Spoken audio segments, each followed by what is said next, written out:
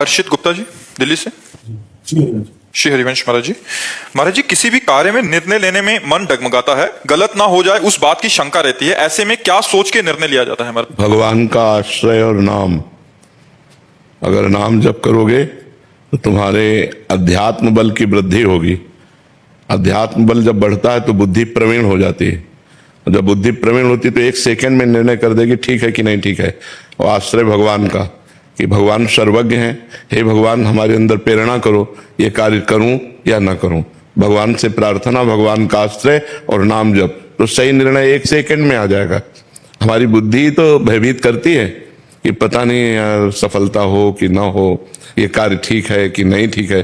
तो मैं अल्पज्ञ हूं, लेकिन भगवान सर्वज्ञ है ना। तो हम सबसे पहले भगवान से, अगर सबसे पहले भगवान से हम प्रार्थना करेंगे तो भगवान का नाम है मंगल भवन।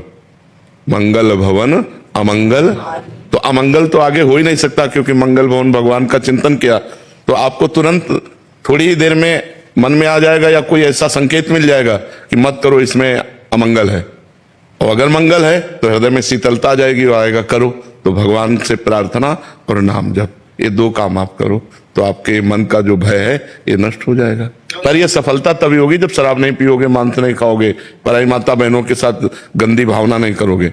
अगर ये परहेज नहीं है तो फिर दवा काम नहीं करेगी। परहेज ठीक है। शराब पीते हो? कभी कभी। एक बार जुआ हो रहा था तो कुछ लोग खड़े थे, तो वहां फोर्स पहुंचा, तो पहले डंडा मारा उसके, क्योंकि वो देख रहा था ना ऐसे।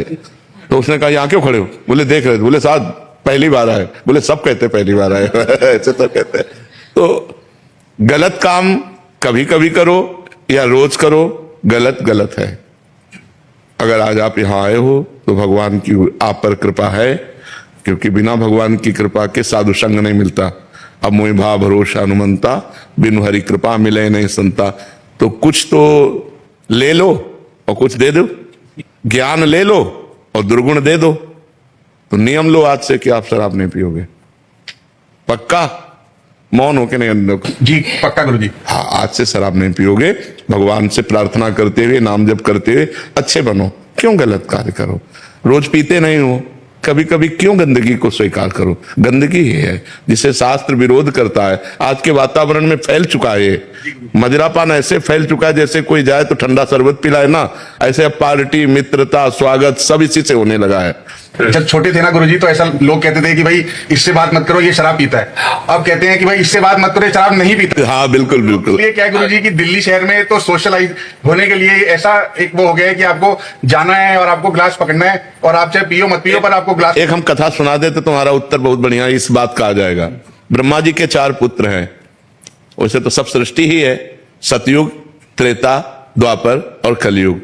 जब नरक की सृष्टि हुई तो ब्रह्मा जी ने सतयुग से कहा जब तुम्हारा राज्य आएगा बेटा तो नरक की तरफ भी ध्यान रखना, क्योंकि वो खाली नहीं रहना चाहिए। तो उनका हमारे राज्य में कोई नरक नहीं जाएगा।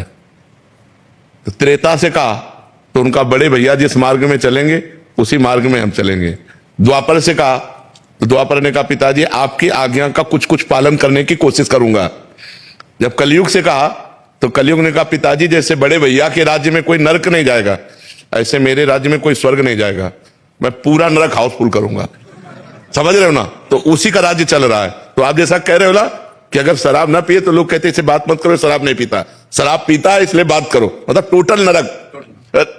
कलयुग ने वादा किया है, कलयुग ने वादा किया कि कोई भूल चूक से भगवत प्राप्ति कर ले या स्वर्ग चला जाए, नहीं सीधे हम पूरा नरक हाउसफुल करेंगे। तो देखो, शराब पीना, पराई स्त्री से व्यभिचार करना, मांस खाना, चोरी करना, जुआ, घूस, अपराध प्रवृत्ति ये बढ़ती चली जा रही है। आप देखो ना, बिल्कुल नॉर्मल हो गया। बिल्कुल। तो भैया कलयुग वाली बात सच्ची मत करो कि यार सब हाउसफुल हो जाएंगे। नहीं, कुछ तो बच लिए जाए, कुछ तो आप बच जाओ, क्योंकि अच्छे आदमी हो, आपको भगवान ने सत्संग दिया, वृंदावन धाम आए साधु संग के, तो आपका दुर्गुण छूट जाना चाहिए। तो आज से नियम ले लो कि आप शराब नहीं पियोगे। और आप ही न ले यार, जितने बैठे उतने सब ले लो। गंदे आचरण काहे को करो? उससे कोई लाभ, एक लाभ बता दो हमको। अगर एक भी लाभ हो तो हम उसको छोड़ने की कोशिश करें। हमारे शास्त्रों में तो निषेध है ही, लेकिन प्रगट में भी एक भी लाभ हो तो, किसी भी तरह की अगर अच्छाई होती तो हम उसको सपोर्ट कर दें एक भी अच्छाई नहीं है। और अंदर जाकर के वो हमारे किडनी को, हमारे लीवर को, हमारे दिल को, हमारी आंतों को नुकसान पहुंचाती है। जिसमें मृत्यु निश्चित हो सकती है, ऐसे व्यसन को क्यों किया जाए? जिसमें हमारे अंगों की हानि हो, पैसे की हानि हो, बुद्धि की हानि हो।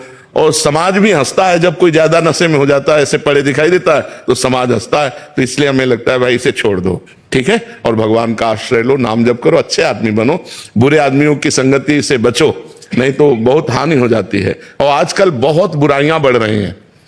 अगर अध्यात्म से कोई जुड़ा नहीं है तो उसमें बुराइयां ही बुराइयां भरती चली जाती हैं।